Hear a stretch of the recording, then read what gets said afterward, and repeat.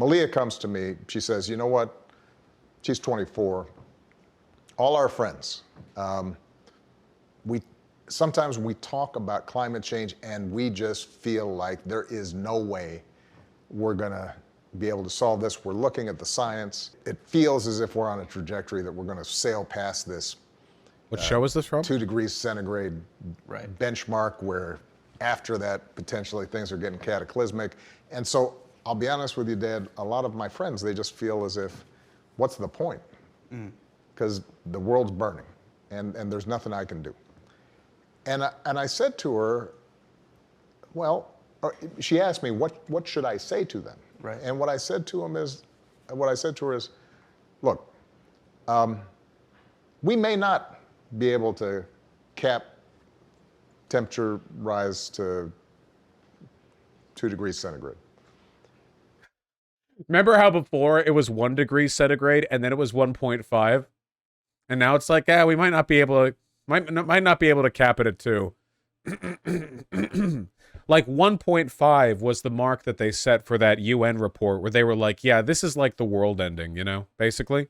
But here's the thing. If we work really hard... It's like, hey, listen, I know we all wanted to keep the temperature increase down below 1 degree centigrade, but hey, there are worse things than it going beyond 1.5 degrees centigrade. In fact, I've read multiple papers which suggest that even past 2 degrees centigrade or, anything like that, it's still possible for us to bounce back. 2.5 degrees centigrade. Personally, I say, bring it on, We may be able to cap it at 2.5 instead of 3. Or 3 instead of 3.5.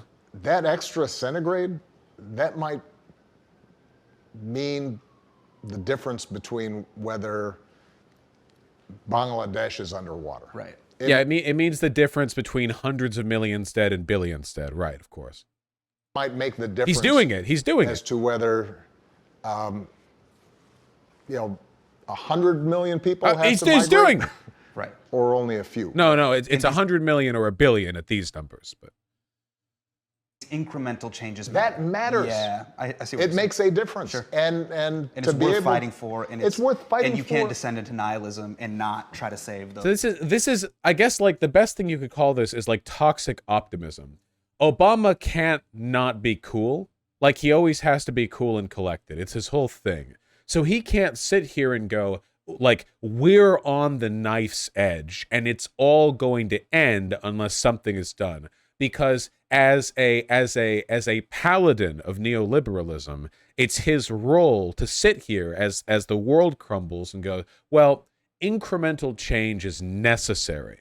I agree, Arscarva. This is a kind of nihilism because he's not fronting the actual change or moral weight of the conundrum we're being faced. Imagine if like this was being done in reference to any other mass death event where like there's an ongoing Holocaust and Obama's like, well, maybe we won't be able to keep the number of people killed below 3 million. But that difference between 4 million and 5 or 5 million and 6, that's a big difference. It's like, but it's sickening because it's avoiding the right response, which is a deservedly alarmist and aggressive and fierce attack on the underlying logic of the scenario. It's complacency, it's acceptance. It's fake change. Oh, we did nothing to stop us from arriving at this point. Oh, we were weak and ineffectual and abstemious in getting to this point. But hey, that doesn't mean we can't keep keeping our chests puffed out in the future. And well, okay, I agree that we shouldn't just become nihilistic, but I think this is kind of nihilistic because constantly painting over reality with a, well, change matters attitude doesn't really speak much to the reality of the problem. It's like being told to keep calm and carry on or keep smiling through it all. It doesn't like, well, it's always better to keep calm than it is to not keep calm while carrying on. Well, okay, maybe, but that doesn't fix it. And that's all you're saying?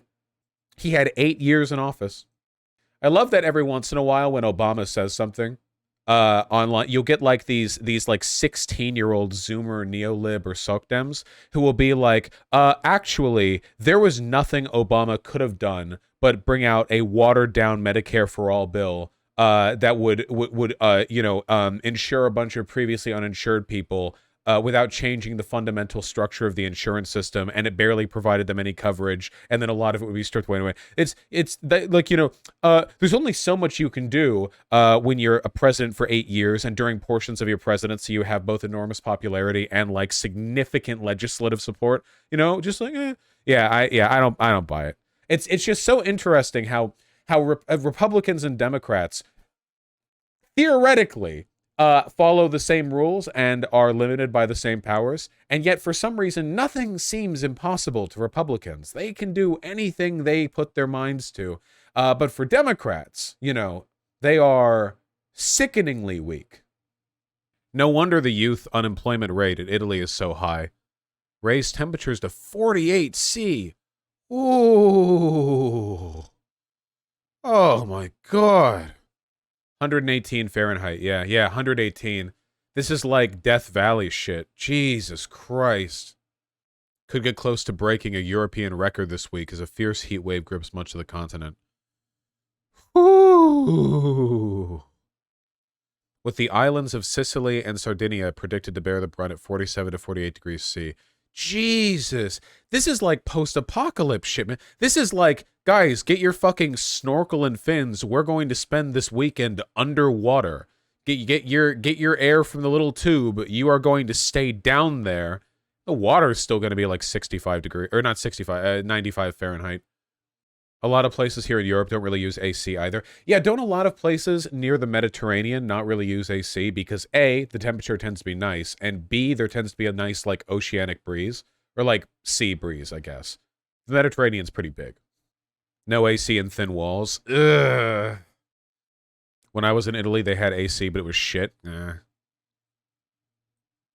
intense heat is expected to last about 2 weeks?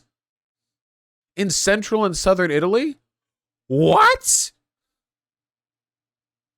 They're gonna die. Now they'll be cooking their pizza on the pavement. Yeah, I guess they know.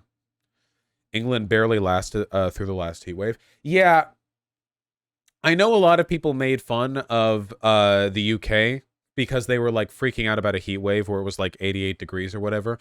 But what people don't understand is like a heat wave in different parts of the world means very different shit. Some houses are built to keep in heat and some are built to expel heat, right? Like in Los Angeles, houses are built to expel heat. If it's a hot day, the house is doing everything in its power to let heat out. That is not the case in the UK. The UK is far north. People don't realize that. The UK is far north enough. It's more north than like almost all of the United States. I think that the UK, in terms of like height on the globe, is closer to Alaska than it is to like Ohio. Like it's much further up than a lot of Americans think. It's cold up there. So 88 degrees? Insane. Also, there's acclimatization to heat. If you live in a hot area, if your body gets used to it, your skin smooths. And if you live in a cold area, your skin corrugates. I know that sounds insane, but there are literally, if you live in a cold area, or people who live in cold areas, have like microfolds on the outside of their skin that retain heat, like air pockets, kind of. I know that sounds really dumb, but that's a thing. It's not like a genetic evolutionary thing. It happens to you if you acclimate to the temperature. There's a lot of stuff. Yeah, the way your fat distributes, like there's a lot of stuff when it comes to like how much you can take heat-wise. Epigenetic activation. Just to confirm, because I'm positive that I've read this before in a study. Cold skin folds, wrinkles, corrugates. One of those words should bring it up. Skin folds, wrinkles, corrugates. To acclimate to cold. Human physiological response to cold exposure. The pattern of acclimatization is dependent on change in skin and core temperature and the exposed 3 primary patterns of cold acclimatization have been observed. A, habituation. B, metabolic adjustment. And C, insulative adjustment. It's that last one right there, insulative adjustment, dependent on changes in skin and core temperature. I'm not going to look into the whole of the article, but yeah, it's interesting stuff. So there's a physiological reason why people who are born in warm environments tend to get cold easier, and vice versa. It's not just what they're used to in like an emotional sense. Man, I feel really bad for fucking Italian people are gonna die in this. Jesus. Are China and India doing better at us at transitioning to green energy? Are we just fucked? No. There's some sensible stuff that China has done in terms of like how quickly our economy could shift into green energy, though. I'm pretty sure America is pretty much top of the line for a large country. Like in terms of like if we decided to commit to it and flip all the switches, we still have more of an ability to do that than anyone, just because we're so wealthy and we have the infrastructure to manage a lot of those changes. Yeah, China is still putting out quite a lot of fossil fuel. 61,000 people died of heat in the last heat wave in Europe. In Europe! The mortality rate was highest in Italy and Greece. Of course it was, yeah.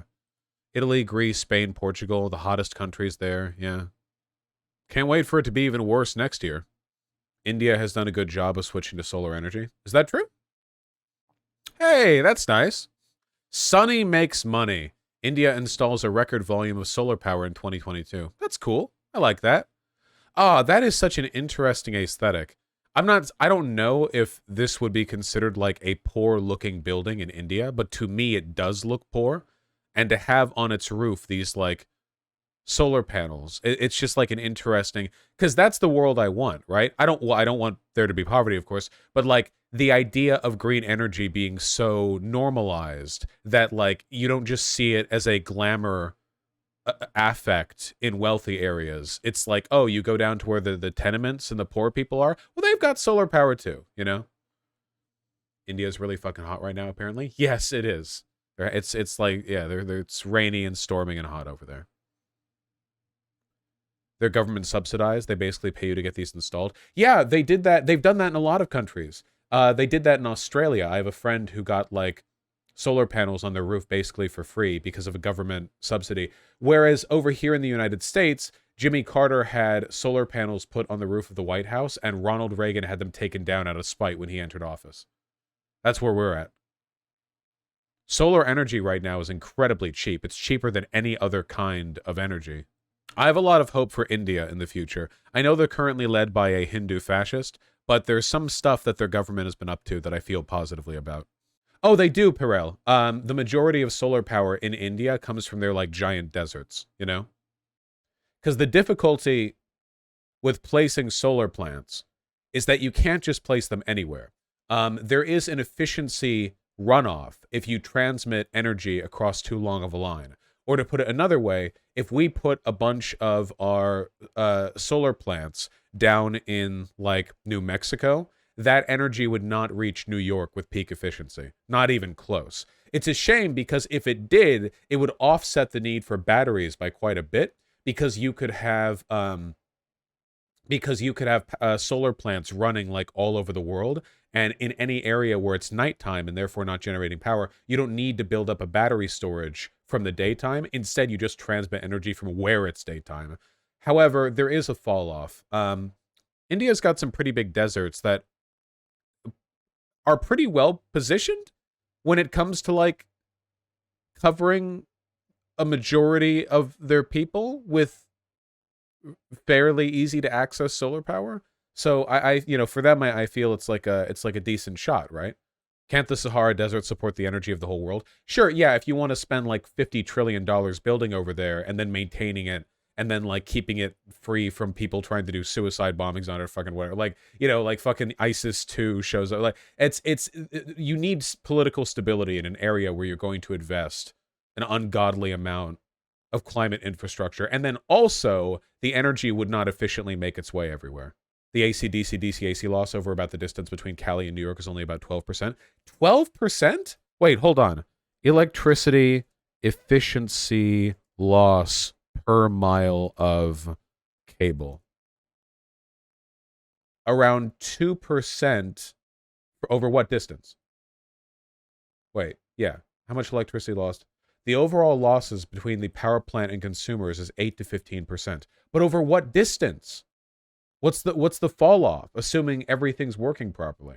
See, if there are states where even within state power production, you're getting energy fall off of like 10%, I feel like moving it thousands of miles would be a drop off of at least 20 to 30%, right?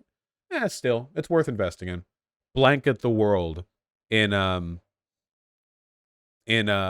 solar power, you know? Solar is very space inefficient for the amount of power generated. Right, but it can be built in deserts, which are otherwise unusable. Like, there are parts of the world, like some deserts, that are completely unviable for anything except for solar plant production. Like, that's the thing that they could be used for, you know? Solar in deserts takes so much maintenance, though. Yeah, but compared to the cost of operating, like, everything that it takes to do coal, right? I mean, it's still a big saving. Imagine all the money we spend on fossil fuel production, burning plants, all that stuff, going towards, like, solar. In fact, let's do the math right now. Hold on. Total cost of fossil fuel production, extraction,